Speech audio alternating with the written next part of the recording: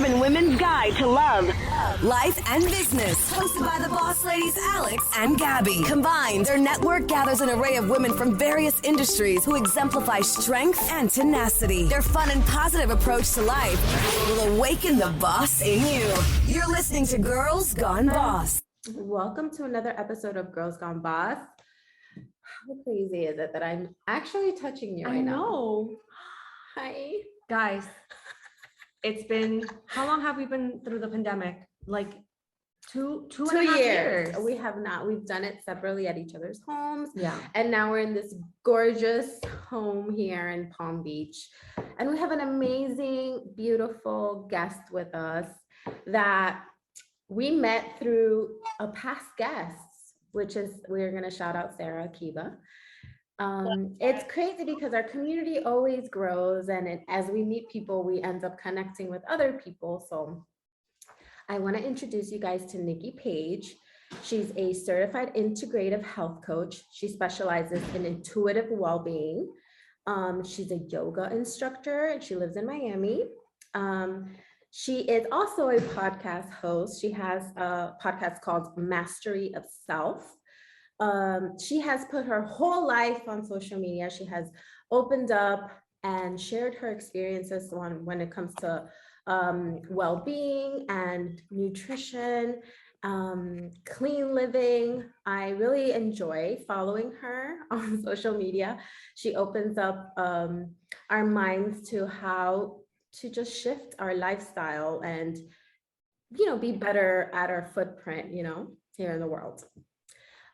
She has, what I love is that she has experiences and has the ability to surrender with the flow of life. She says that the awakening of consciousness feels like it's her life's work. So welcome to the podcast, Nikki. Hi. Thank you. Grand Rising. Good morning. Thank you so much for having me and for that beautiful introduction. Of course. Thank you. Look at her. No, her initial energy is just like so calming. If you're not watching us on YouTube, Yeah. She is in all white, and then her background is like serene, white couch, just very flowy. Good vibe. Good vibe. And I think you have some incense or something there. I see it. You can see that. You're building up that good energy. What are you burning? What's your burn of choice? So this one was recommended by someone who spent time in an ashram in India. I don't know the name, but he told me this one, here's the link. You have to order it. It's amazing. And when I burn it, my energy aligns with whatever energy was cultivated when this was created. So it's really, really nice. I've never thought of burning incense in that sense. Yeah. Interesting. I'm going to burn with purpose now. Yes. Everything is with purpose. And this is the point of the podcast. We decided to invite Nikki to the podcast because we are on the go women. A lot of the women are business women, entrepreneurs. And sometimes we need grounding. Sometimes we need to just pause. And also listen to our bodies. Our bodies go through a lot, and it's very much based on what we give to our bodies, our nutrition. So I think it's important. I have tons of questions, but first, Nikki, tell us about growing up. How were you as a child? I think it's always interesting to start off with people's beginnings, because then you start to realize like where they're at and how correlated that is, right? Absolutely. I definitely think that who you are as a person is a direct reflection of the way in which you were raised. So you either pivot from, the environment that you were brought up in, or you stay in alignment with that. So there's so much truth to that for sure. Growing up was interesting. I was in a divorced family. So I lived with my dad since I was 3. That's when they divorced. Mom was this beautiful, loving, fun, effervescent woman who probably was a little too wild and had a little too much fun. So I spent majority of my life with Dad, who was a 400-pound, almost 7-foot man with a size 16 shoe, Jewish and Sicilian, very strong energy. I had cameras outside of my room in front of the window. I could speak on the phone for 30 minutes. As soon as the clock hit 30 minutes, he was like, hello, you need to get off the phone. It's been 30 minutes. Laundry was done on a certain day. Meals, I always helped cook, clean since I was 5 years old.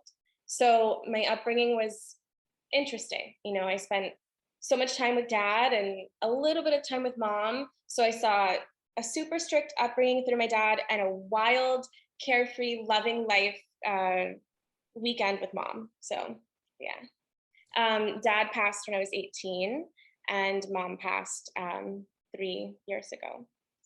Sorry to hear that. I know you always mention your parents on social, so Yeah. but I feel like that like yin yang of like that life maybe is exactly where you're at today, right? Like that's where you want to find that balance, right? Like it's interesting to see that that's how you were raised, and I could see some of that in some of the things that you share. So what led you to your life's work now? I know that when I first met you at that dinner with that Sarah had, I think it was like 3 years ago. Oh, the women's dinner? Yes. Okay. You were like not in the space fully. I think you were probably in the search, maybe trying to align a little bit more to it. I mean, your spirit, I could still read it and it's still the same spirit, but I think you were finding yourself at the moment. I think you were doing realty, or I don't know if you're still doing that, or, but now I see you have fully flourished. What led you to want to transition into this life's work that you're doing now? Sure. So in the healing process, I think we all reach a point in our life where we start to heal from past traumas, pains. You know, I spent a lot of time in my 20s repressing the things that gave me pain. And it came to a point where I was fully ready to face that pain and that trauma and things that I had been carrying around, which instilled in me behaviors that didn't make me extremely proud when I laid my head on my pillow at night. So there came a point where I said, okay, I've been living a life that was, I guess you could say, socially acceptable. You know, you go to college, you party, you enjoy time with your friends, and you make money so you can pay your bills. And something didn't feel right. My heart was not in real estate. And I noticed that the relationships that I had with friends were challenging. They were challenging. I was constantly kind of reaching a point where it didn't feel like it was flowing. So a lot shifted for me, and a lot of reflection, a lot of solitude and time on my own. And I think slowly but surely, it started with me. It started with diet change, and then it started with supplements, and then it started with changing the products in my home.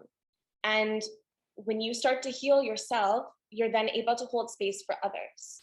So long story short, now, you know, looking back on my life, healing the relationships that I had with my parents, they were both very, very sick in their own way. You know, my dad had diabetes and heart disease, and he was extremely overweight, very inflamed. He had very little energy throughout the day. He stopped walking by the time I was, I think, 10. And my mom, she was an alcoholic, and she had one little fall once, and she, from that point, was hooked on hydrocodone. About, you know, she started a few a day, and by the time that she was, you know, on her, towards the end of her existence here on this earth in a physical body, she was probably up to 16 a day. So, you know, she was highly addicted to opioids, as I know a lot of people unfortunately are. So healing that relationship with them, going through my own healing of who I wanted to be as a person, kind of pulled me away from real estate and put me in a place where I wanted to help other people. And I knew that I had this inside of me where it wasn't self-serving. It was almost servitude towards the greater goodness of this life. and of the collective. So that's kind of how I ended up in wanting to help people through health. Now, I'm certified in yoga, so I'm also teaching yoga, but yeah, so it's been an evolution for sure, just based on healing process. Yeah, I like that you said about the collective, because it's true. Well-being can't be just selfish. Like, it can't just be like, oh, I just want to feel good for me, because I think it's a ripple effect. Once you feel good, everything, you can impact so many people. Like when I last saw you at the other dinner, I mean, I think that we've been to 2 dinners together. I was like, oh my God, I need your help. And she was like, so down to help. She's like, here's my chat, like my phone, text me whenever, here's what you need. Because I do feel that I am going through like that process of like, I need to change my nutrition. I feel not myself. So it is definitely, well-being is for the collective. And that should be kind of where we all come from, right? Like when we want to search for well-being, is to think about it as like, this is going to benefit not even just me, like generations of me, my kids, everyone, you definitely broke that generational curse of not being healthy, right? So now it's like you're building a new tomorrow for your future family, which is beautiful. Beautifully said. Can you break down what exactly is intuitive well-being and total self-mastery? Yeah, absolutely. So I think it goes in alignment with, my life's work as well, which is wellness and well-being. We are our own best healers, our own best teachers. We are a container of answers. Everything is within us. So whatever you're feeling in your life, you can go to a doctor, you can go to a friend, you can go to a guru, you can go to a priest, whoever you go to will have tips and tricks and guidance. But intuitively, everything that is within you. You have the guidance. And when you go to see someone, that is a reflection of the knowledge that you have within you. So they're reflecting things that you need to hear, that you need to understand. So well-being in an intuitive sense is really just honing in on the information that you already have, coming into awareness with that. So that's something that I highly push upon people who are in my life. Doctors are for a reason, psychologists for a reason, everyone for a reason, supportive friends, support groups, etc. But you have to learn to trust yourself and that little voice that's within, because I promise you, God didn't make a mistake. Like, you're here, you have the answers, you do. So that's intuitive well-being for me. And then self-mastery is something I've been working on in the last 6 months. I realized that we go into life with the intention of mastering whatever it is that we set out to do. So it can be work, being a mom, being a good daughter, being an amazing girlfriend, being a wife, whatever role and occupation you take on as a being in this life, you truly feel like, I want to master this, I want to be amazing at it. But how can you do that if you don't optimize yourself? If you don't every single day take a moment, 5 minutes, maybe an hour in the morning, to really take care of yourself and be the best version of you before you step out and do other things. And I've found that people, they do things and then they fail. It's not sustainable. Maybe their business isn't sustainable, the marriage, whatever it is. And in my opinion, it's because they've forgotten about the connection with self. They forgot to master themselves before they went into something else. Sustainable growth in life and anything that you do can only stem from the fact that you are sustainable in a relationship with yourself. So what that looks like is making sure that you're, eating well, you're sleeping well, you're taking deep breaths. Take one right now. It feels so good just to inhale through the nose and exhale out of the mouth. It just feels so good. I took that moment and I grounded myself. Learning, reading, being in nature, even for 10 minutes by yourself. This is self-mastery. This is, allowing you to get closer to you. You need that. You need that. To show up better for others. Absolutely. How That's do- what it's about. It starts with you and it extends to everyone else. Makes total sense. Now, what do you do to take care of yourself every day? Yeah, like I want to know what you're doing. yeah, Like I need you wake up examples. and what do you do? Because I know you have rituals and things that you kind of like do, which are part of like the holistic health. Because like holistic health to me, tell me if I'm wrong, is like it's like the whole, like a whole thing. Like it's not just one part. It could be, you know, obviously your health, your nutrition, your mental, all of that, right? It's comprised of what holistic health means. It's not just like, oh, did I take my vitamins? You know? Right. Yeah. Holistic is from the earth. It's really like, it's back to basics, right? Holistic health. It's the supplements and the herbs that are from the earth. It's the food that's from the earth. Whatever God gave us, that's holistic. So that's how I like to think of it. And you asked me about my day. Yes. Yeah, like a Super day in the interested. life of Nikki. What do you do? So I, at this moment, don't have kids, and I give reverence to anyone who has things that they need to take care of in the morning. I understand that not everyone can take an hour to themselves in the morning. I get that. So I keep that in the back of my mind, of course. But for example, for me, I wake up at 5 a.m. because I do have 2 little fur babies. You can see a few legs right behind me. And they're just like having someone to take care of. You know, they have a soul, they have a heart, they have feelings, they have needs, they have wants, they need to go to the bathroom, they need to be fed, they need to be loved. My dogs want love when they wake up. They want that. They look at me eye to eye to connect with me, and they're like, hello, I've been waiting all night. What are you doing now? So it is a responsibility of mine. So I wake up at 5:30 so that I can take care of them for the initial first half hour to 45 minutes. And then I start my day. So stretching for me is absolute key. Even if I only have 5 minutes, I don't care. That 5 minutes, I'm allowing the oxygen to flow within my body. I have to stretch. And when you're 85, I promise you will be so thankful that you consistently stretched every single day, because the agility and mobility that is within your body at 85, you can pick up a hairbrush, you know, you can reach for something and you're still nimble. This is life. This is vitality. So stretching in the morning, 100%. Maybe I'm writing it down. Stretching. Check. I'm horrible at stretching.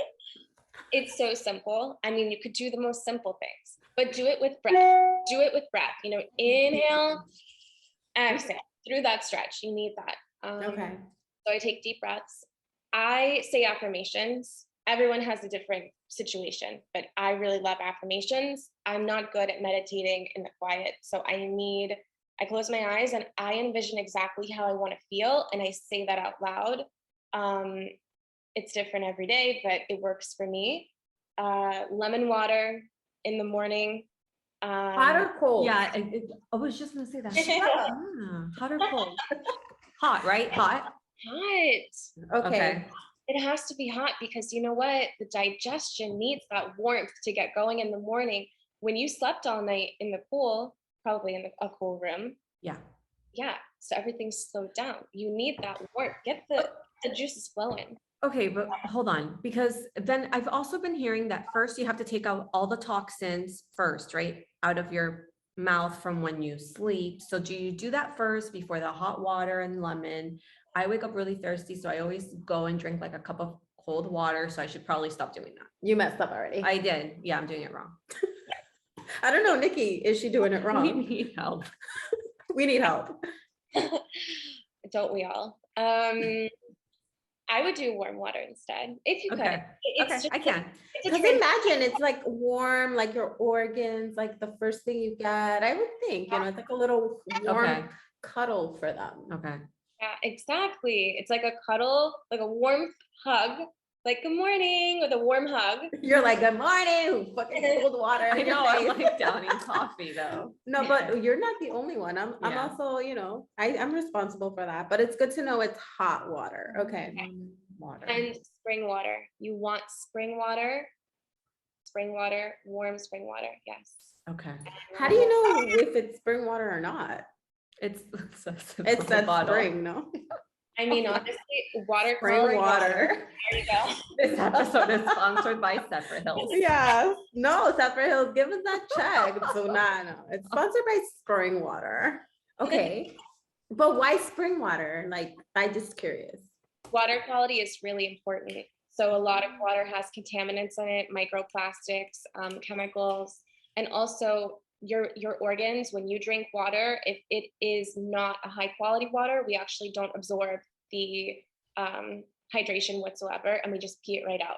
So, so our organs and our colon are still left dehydrated, even though you're drinking bottles and bottles and bottles of water. So yeah, it's interesting.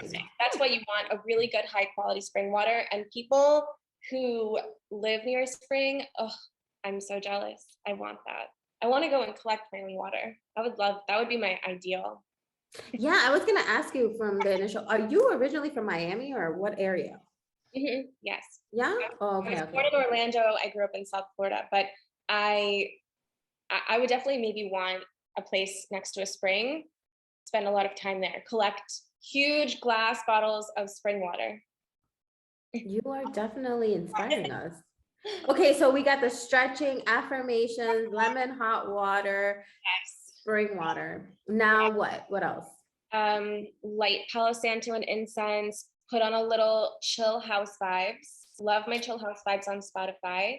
And then, is that a playlist, chill house vibes? Okay. Yes. So, or I'll do Indian chill, or depending on the mood, maybe sound healing frequencies. Depends how I wake up. You know, my energy is different every day. So I need to honor that in whatever mood I'm in. So you be honest, you never wake up and you're just like, oh, I'm up. Okay, what do I have to do? I have a meeting. Oh my God, the phone's ringing. You never like mess up and like, oh, I damn. used to be like that. I used to, and I would wake up with a lot of anxiety. And what I realized that I was doing was I was allowing life to control me instead of being, you know, an observation of life. And so I have completely and dramatically changed that. I would say maybe the shift has occurred over the last 3 to 4 years, but I think it's really important. You need that time in the morning. If you know you have a 6 a.m. meeting, unfortunately, wake up at 4:30. Give yourself those 30 minutes of grounding. You know, people say they don't have time, but sometimes losing a little extra sleep to give the mind and the body and the soul that respect that it deserves, it will change your life. So maybe go to bed. You wake up early. I wake up early, but I wake up like super depressed every morning. Why? And it's because I'm already like looking at my phone, thinking about all that crap that like happened at work, or like what's going on, what I have to get done, what I need to do. So then, but it's funny because on the weekends, I don't wake up like that because I know I don't have to go to work. Interesting revelations you right need now. No, I do the same. I wake up and like, oh shit, I gotta wear, you know, but I've always wanted to have that morning routine. But how do you become disciplined to do that? Like, is it just something that you're like, it's like breathing, like I have to do this. This is part of like what I do. I have to say, self-discipline is the highest form of self-respect that you can ever have in this life. This is self-respect. It is. And if you don't have self-discipline, you almost have nothing. It's like saying, I'm in a relationship and I have no respect. It's not a relationship. And if you have a relationship with yourself, which is number one, you have to have that self-respect. You have to have the self-discipline. I think every single thing in my life, it goes back to watching my parents and how neglectful they were of their health, of their well-being, of their growth, of their healing, and seeing that every single decision that they made led them to exactly where they ended up.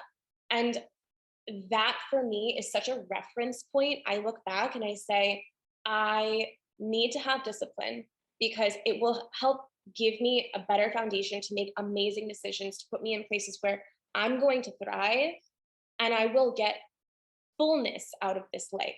I want to feel whole living. I don't want to feel anything less than that. So the discipline comes from having tasted the fullness of life, I don't want to not taste that anymore. You know, once you know, you don't want to, it's like having chocolate. Once you've had a bite of chocolate, you know, you can't not know how chocolate tastes. It's the same thing. Chocolate. Okay, this is great. Okay, so I'm sure there's a lot of people listening, and I'm also curious, and this is something that me and you talked about. Like, I feel like your body also tells you alert to of, you know, inflammation or anything else that may be kind of like off. I want to talk about detoxing. I know you are very knowledgeable about it, and there might be some tips and tricks that you can give us on if we want to kind of like recalibrate ourselves and do a detox. What do we do? How do we start? I know there's detoxes that I've bought before that are super expensive, and they really didn't do nothing. And after 3 days, I was starving and I just binged. Like, again, discipline. But tell us how you approach detoxing. Yeah, sure. So within the integrative health that I'm studying, I probably started because I wanted to learn to properly detox and cleanse the body. I realized through medical medium, I don't know if you guys follow him. He says, Now I will. Actually, Kim Kardashian was talking about it. Sorry, I know, Kardashian talk. Yeah. But anyways, but she was talking about in the show. That's how I found out what a medical medium was. He just looked at her and was like, "Oh, something's wrong with your like liver yes. or Okay, something." I know it. Yes. Okay, I know like what you're talking about. your liver is too something, and she's like, Yeah. "What? Is that what you're talking about?" Yes. So that's medical medium, and he really is exactly what I was referring to earlier. He lives his life intuitive well-being. That's what he does. It's an intuitive guidance that is from within. He's not a doctor. He says that, but intuitive guidance in terms of well-being is so real. So through so much research in the last 5 to 6 to 7 years, I came to the point where I'm like, holy crap, cleanse to heal. You have to cleanse to heal. Like, that's it.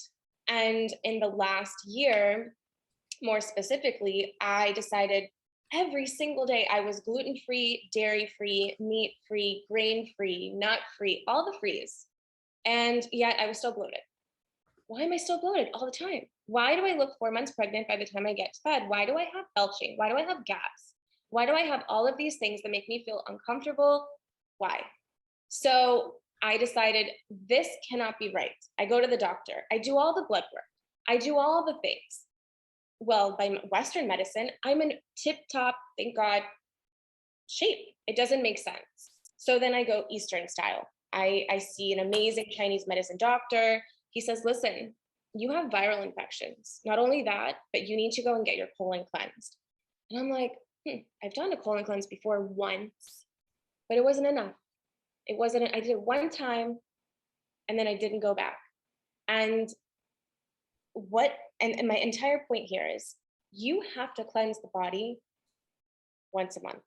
You've got to do it. In the world that we live in, with the mass agriculture and the chemicals and the glyphosate and the heavy metals and the viral infections, the pathogens, the bacteria, everything that is coming at us, you have to cleanse the body. Yes, the body can cleanse on its own. We have the ability to have stool, bowel movements, urine, so through the kidneys, our breath, we also exhale toxins, and sweat. So those are the 4 ways that you can detox the body. Those ways work, and our body knows what it's doing. But we have an unprecedented amount of chemicals and viral infections and things coming at us every single day. Not to mention, this cannot go unnoticed. The number one thing that makes us sick, stress. And we have more stress right now in this life because of the exposure of news and social media. We see things every single minute of every single day. It doesn't stop. Our nervous system is constantly being reactivated because we're just seeing and seeing and seeing. And when you get sick, let's say anything in your body is chilling. You have viral infections, you have bacteria. It's super normal. They live symbiotically in our bodies. It's normal. We've had this forever. But you have a little something in your system, you have weakness in your immune system, then you get stressed. Whatever was sitting there on the brink is going to come to fruition. You have a traumatic incident come to fruition. You lose somebody, you lose a job, you go bankrupt, something happens, a stressful incident occurs. So it can be an incident or it can be long-standing stress, chronic stress. You know, you're just always in fight or flight mode. You're always concerned with what's going to happen next and how will I handle that? And, you know, living basically in the future while also kind of thinking about past, feeling shame, feeling guilt. So while I go off on a tangent, cleansing and detoxing the body, it also has to be the Holy Trinity. It's got to be the mind, body, and soul. You've got to have all three.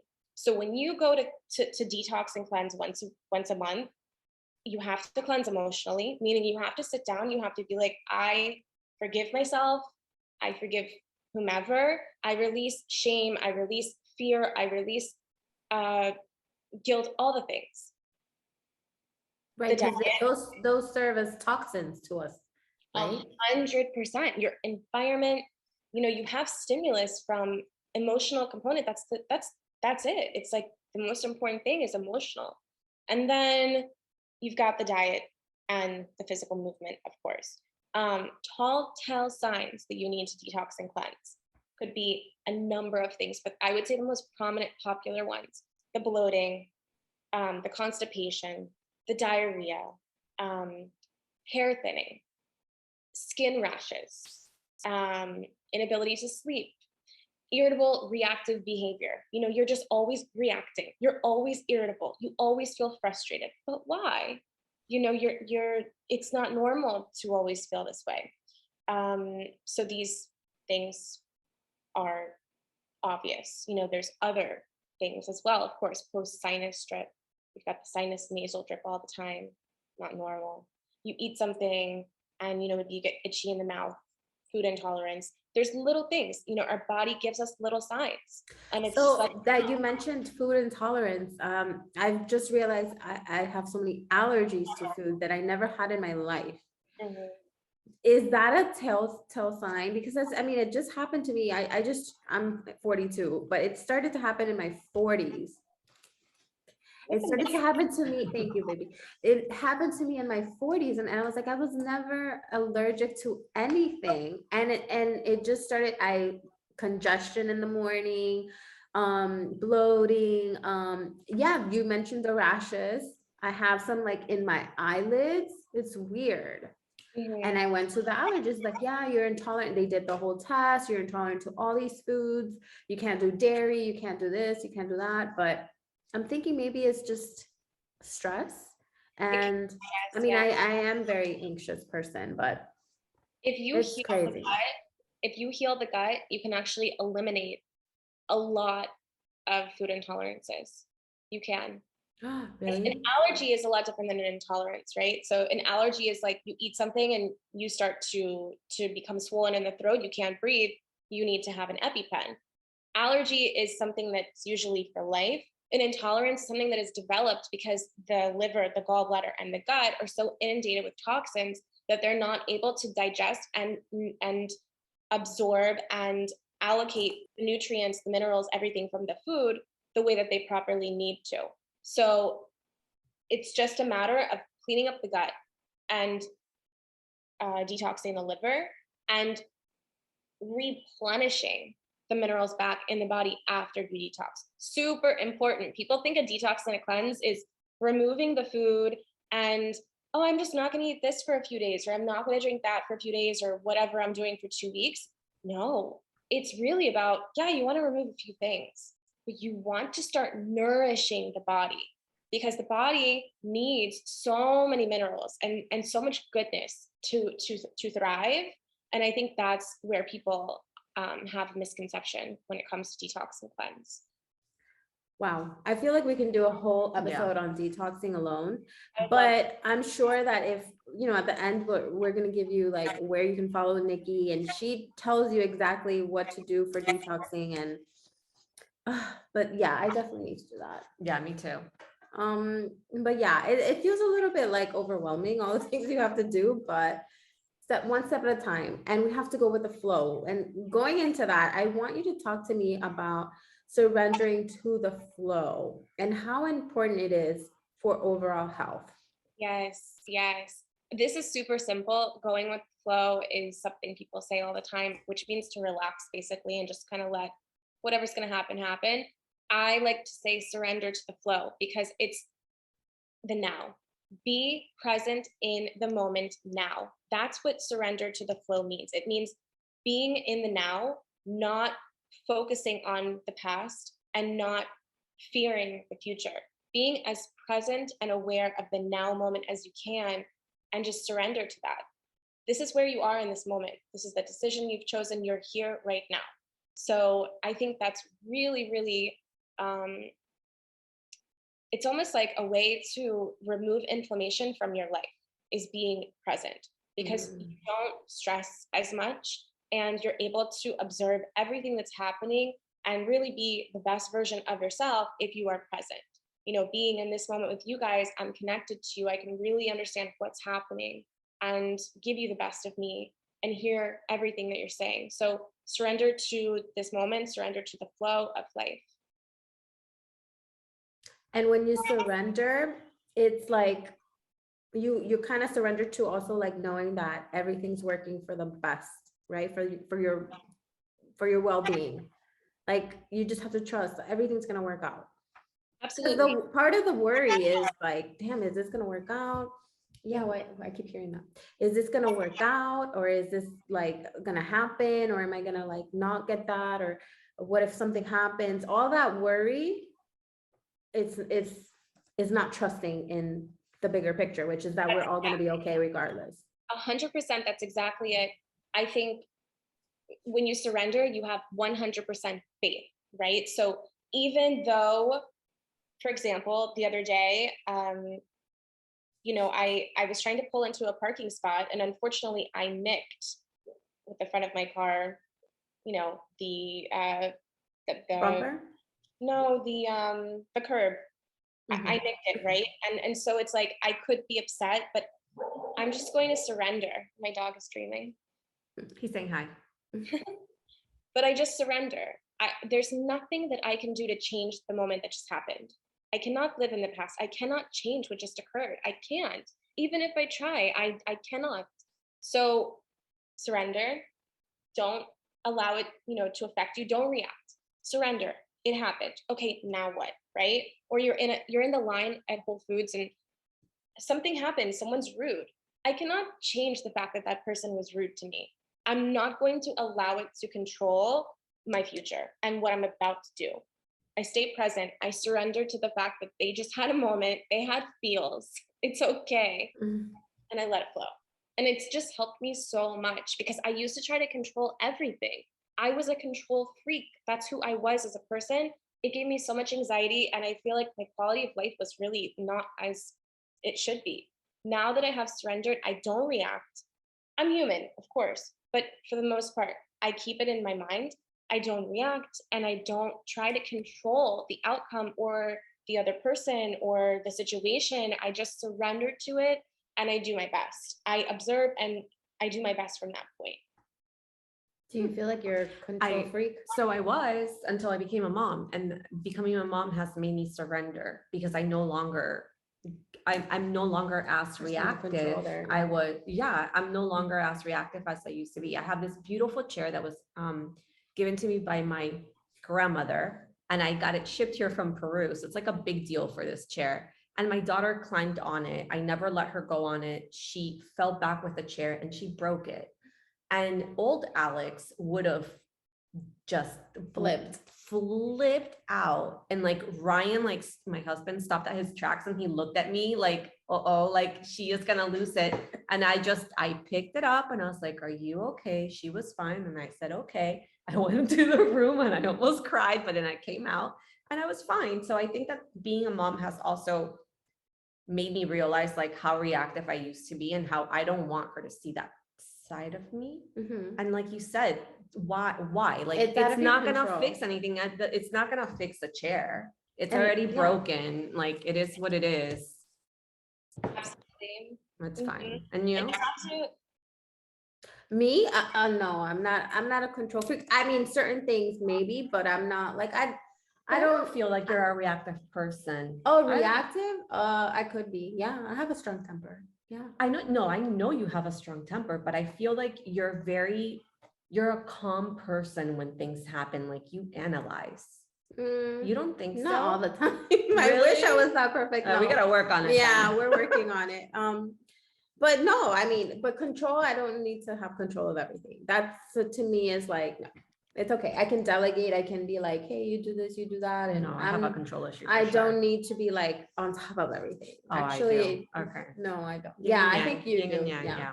She's a Virgo. What Yeah. sign are, wait, we have to guess what sign she is. No, You have no idea? No, nothing. Not even a clue. Really?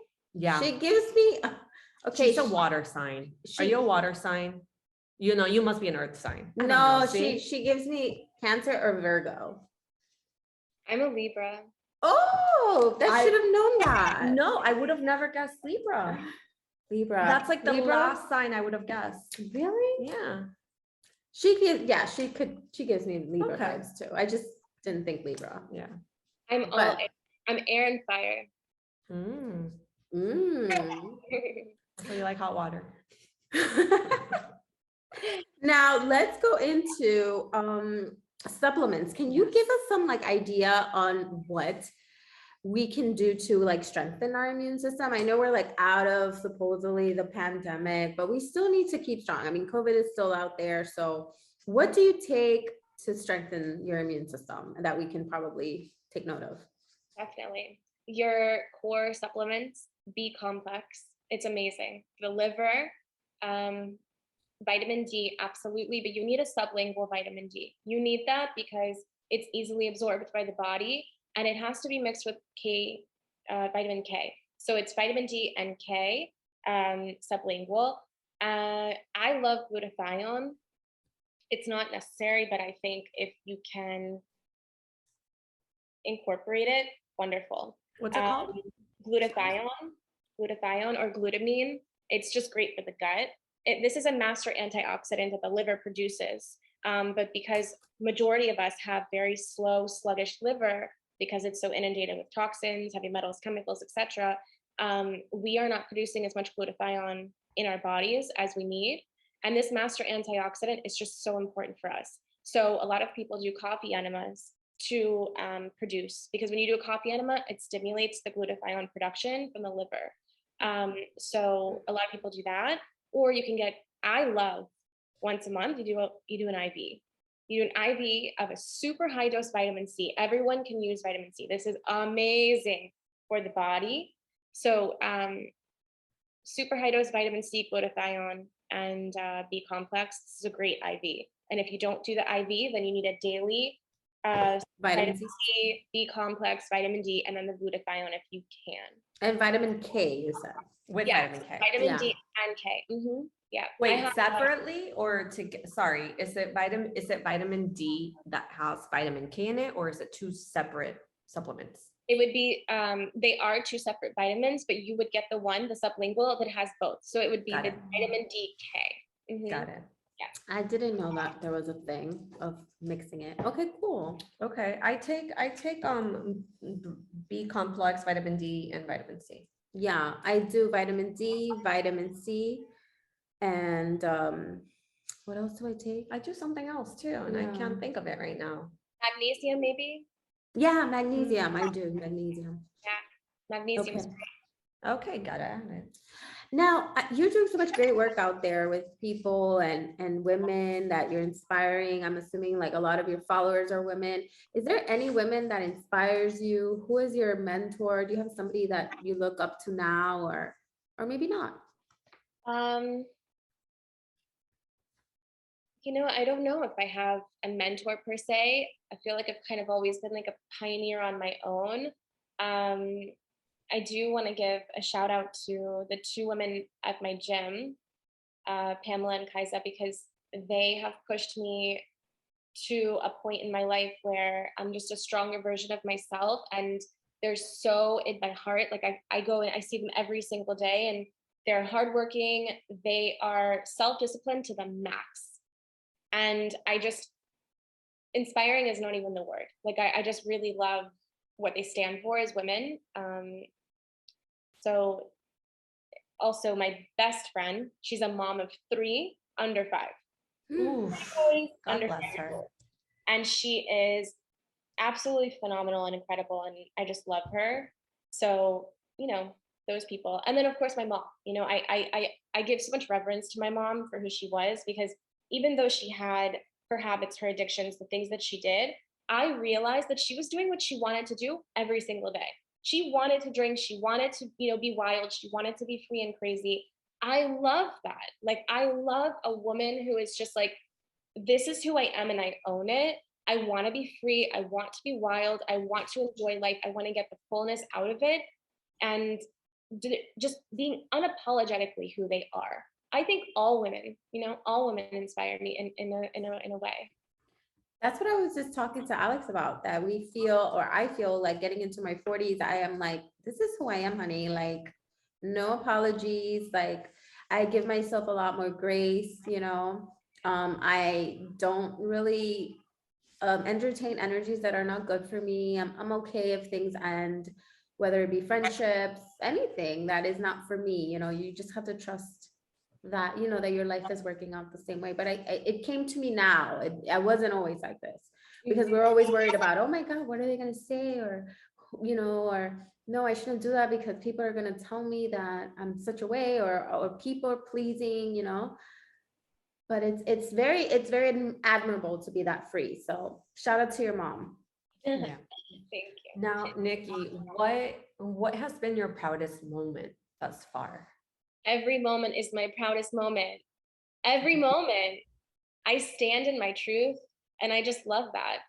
There's been, it's like, if I'm in this moment, I'm just so aware of like existing and being in full gratitude of being here. And I have opportunities to be better. I have opportunities to learn. I have opportunities to help people. Like, every moment for me is amazing. And it doesn't mean that it doesn't hurt. Some moments are painful, some moments are shitty, but every moment for me that I am standing in myself, truly of who I am, it's a proud moment. Speaking of when it's difficult, what has been the most challenging? Facing myself has been the most challenging. Facing? Facing myself. Yeah. What do you mean by that?